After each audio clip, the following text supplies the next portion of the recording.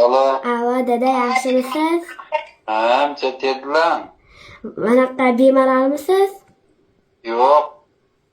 Jannatdagi tojingiz muborak bo'lsin, 30 parani tugatdim. Yo'q, maşallah qizim, yashan. Yashan qizim. İlk bora o'qib oldingizmi? Ha, Yashan qizim, ilohim. Alloh rozi bo'lsin. Yasha qizim meni. Sizlarni yaxshi ko'raman, tasirlarim. men ham sizni yaxshi ko'raman. Alloh uchun. Meni Yasha qizim meni.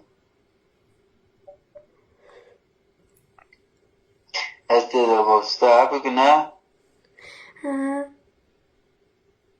Yashan olsam bo'ldim qizim. ha, hop, Alloh, yaxshimisiz? bo'pti. Qizim, hali kira gaplashamiz ha? Ha, hop.